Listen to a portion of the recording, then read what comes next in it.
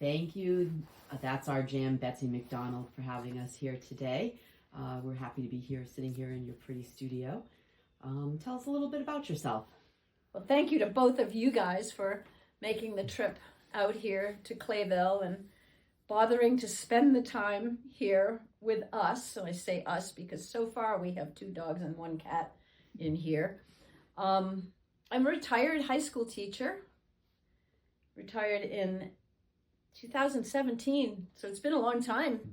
I was 67 when I retired, and I taught mostly science, but then I finally got the art job, so my last 10 years of teaching were art, and I taught chemistry and bio and art, but AP Chem, we got that going, and then when I switched to art, we got the AP Art going, and the only reason I'm telling you this part is every year in AP Art, I would ask my students to write about AP Art and compare it to their other AP classes, because everybody thinks that, AP is pretty high level. It is, it's a college level, it's credit in college. And every single kid who wrote said that AP Art was much more difficult than any of their other AP classes. And that included calculus and chemistry, and we had AP Physics. So I always tell my classes at Wickford and Rhode Island, because so many people are nervous about it and think it's hard to make art. And the fact is, art is work, it's hard. It's hard to do. It's always challenging. Once in a while it goes smoothly, but it's always kind of a challenging thing. So I thought that was an important thing to open with. So I am a juried member of Wickford Art Association. And as far as volunteer stuff, I'm on the education committee. And that's always 2 or 3 other, very interesting and interested people who are fun to work with. And for the annual meeting, and all the volunteers are included, I'll bring food and volunteer there, but my husband is always the bartender for that. Al always comes through for that. And I try to do what I can to be helpful. And I've taught there a lot of classes. So I'm going to talk about my inspiration for my art. And if anybody knows my art at all, or if you even look around this studio, clearly my inspiration is about animals. I'm kind of a hopeless animal nut. Always have been, born that way, to the point where I became a vegan. They're just a very important part of my life. And here's an example of a watercolor, clearly done of somebody's horse. I was horse sitting for a friend, and I got there early and woke Gabe up, and Gabe had just gotten out of the shavings. So he's got all shavings in his mane, and this is called a bad hair day. And the shavings, for those of you who are watercolors, that was all masked out with masking fluid. And I had fun figuring out all the texture of the wood. And I find in painting animals or people, probably the most important thing is getting the eyes. They tell you so much. So I was quite pleased with the light in this horse's eye, because you almost can never see horses' eyes because they just reflect the light. Sometimes you see the sky in them, sometimes you see you taking a picture of them in their eye, but they're kind of difficult to paint. But I was sort of pleased with that one. On the other hand is an oil painting, and the inspiration for this is my 2 Morgan horses, who are brothers, same dad, born 2 days apart, and they're best friends. As you can see, horses don't usually hang out this closely together unless they're very good friends. As with the other one, the light was a very important part of painting these guys. It's what gives their faces their form. And again, that little bit of light in a horse's eye is what I'm always trying to catch with my animal paintings. Another thing is that horses really aren't red and blue and purple, but I swear I see these colors when I look at a horse. I really do. The blues in the mane and the violets and the red in the coat, I just love to kind of enhance those colors because I think I think they're really there, although I'm not sure everybody sees them. But anyway, so that's an oil. And then this one is graphite.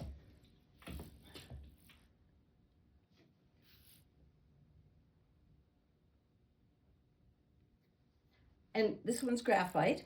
And coincidentally, this is the third horse who's out there. So the other two are the brothers, and then this one is Reno. He's a 29-year-old Morgan horse. But again, I just think that the light is the most important part of a drawing or a painting.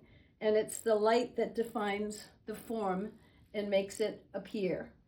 And again, those bulgy eyes always have a nice round highlight on them. And I feel that's probably the most important part of drawing. The proportions and all that are important too, but the expression is what I'm always trying to get when I paint animals. So what would I like viewers to take away from my artwork?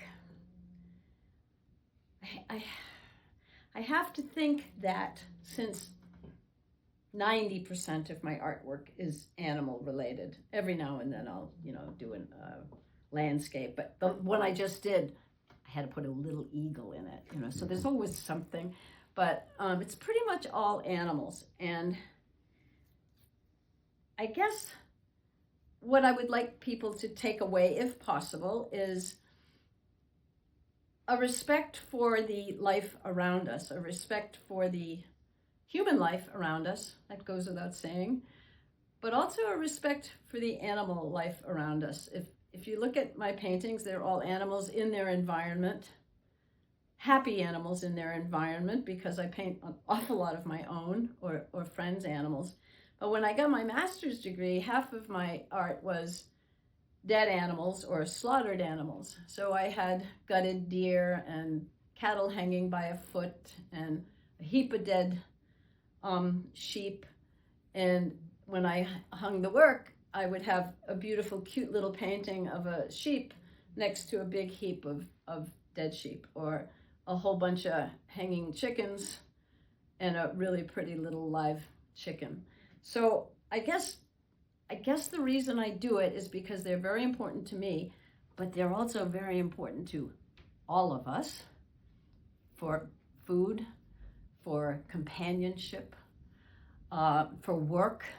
Horses not so much as they used to be, but certainly for that.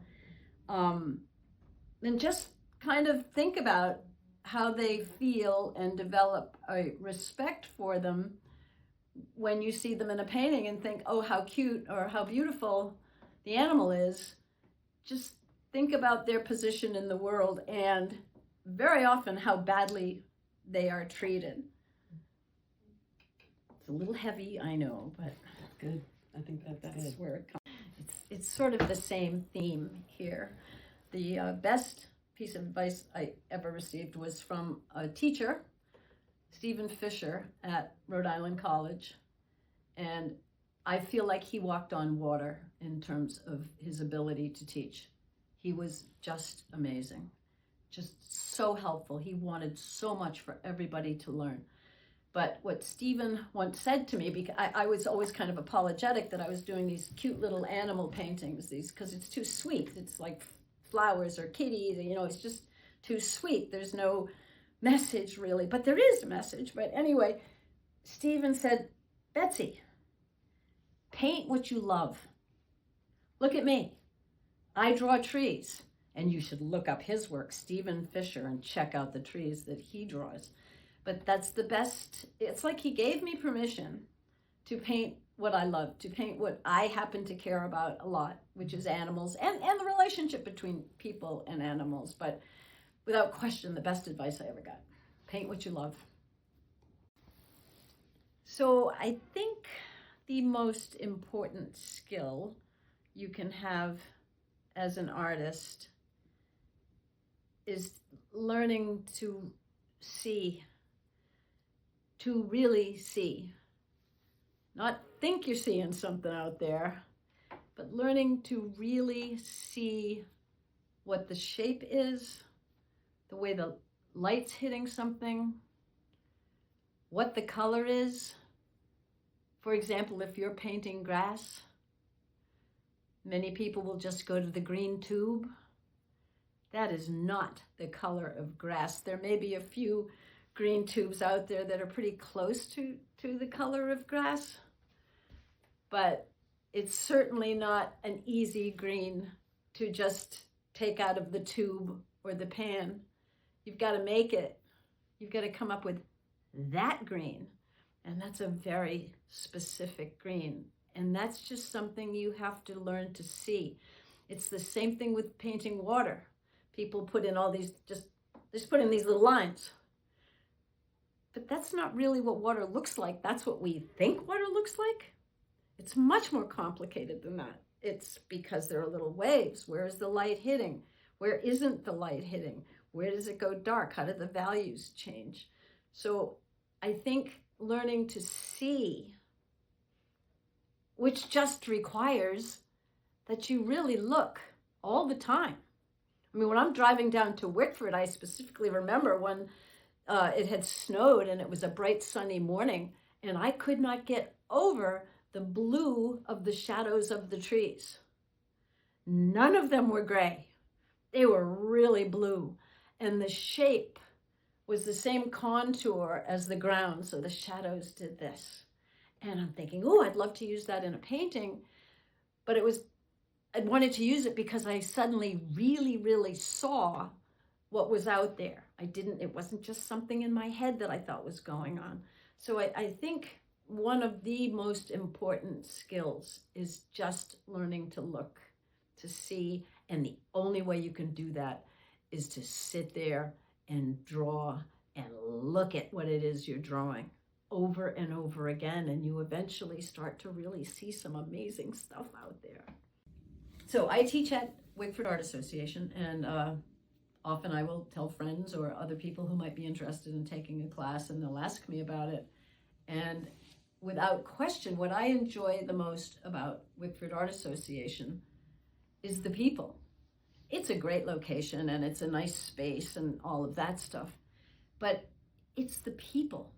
Everybody is so lovely, friendly, supportive.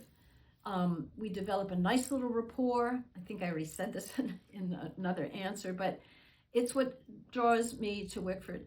I've made great friends in my classes. I love working with people. I feel responsible for being a good teacher, so I work really hard at it. I read a lot.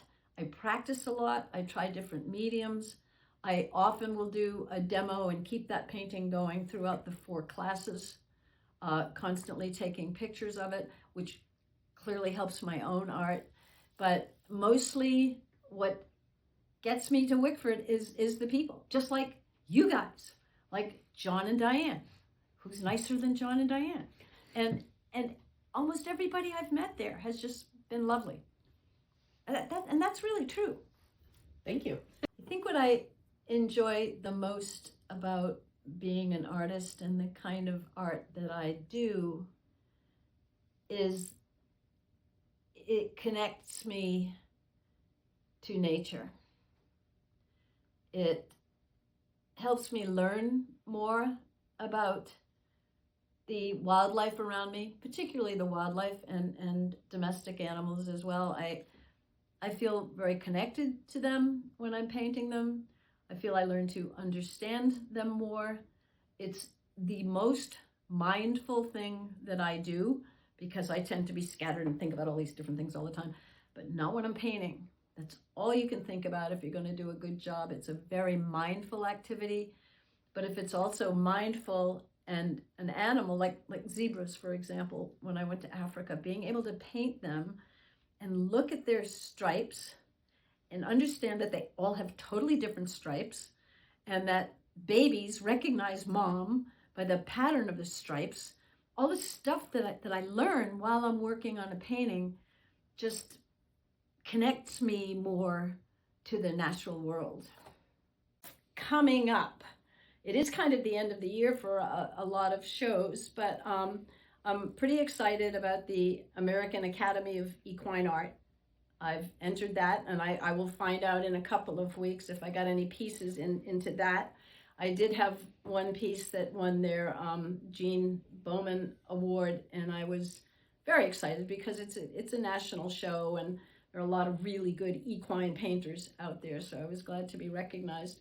There's also the National Watercolor Society show coming up. I had a piece juried into that this year, and the really cool thing was that they chose 5 pictures, 5 paintings to be on the website out of all the entries, and my painting of my dog Annie swimming was chosen to let people know about the show. So that was cool, and I don't know if I'll get into that one, but we'll see. And then there's the American Watercolor Society. I have entered a couple of pieces to that. I know I was always chicken to enter the National and the American Watercolor Society, but I've been doing it and been doing okay with it.